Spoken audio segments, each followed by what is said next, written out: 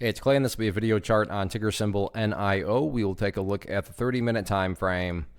Real quick, what do I mean by 30-minute in case maybe you're new to charts? Instead of each one of these candlesticks here representing 1 day's worth of price action, which is what you would normally see, each one represents 30 minutes. So all this here may look like several days worth of time. It's actually today's price action broken down into 30-minute time slices.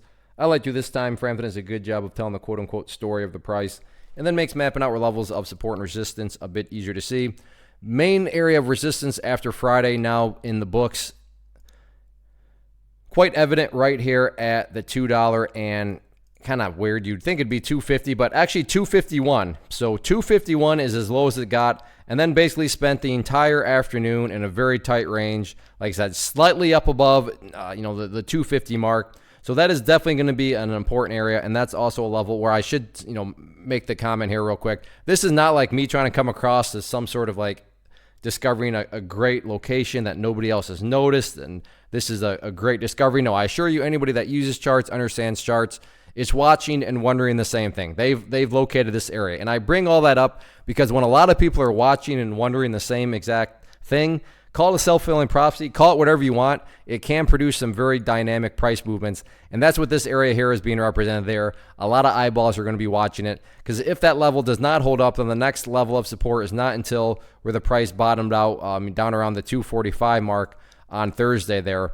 So keep an eye on these couple levels. They're definitely very important levels of support that a whole lot of people are watching. On the flip side of things, as far as levels of resistance are concerned, it's all about the pink and purple lines right there. The pink line is the 200 period moving average, and you can see that has rejected the price a couple of times recently there. So keep an overall, that's kind of the overall perspective, but also keep an eye there on the purple line there, the 50 period moving average. They're really only 2 cents apart, so they're kind of working in tandem right now. But those would be the general levels to watch as next week all plays out.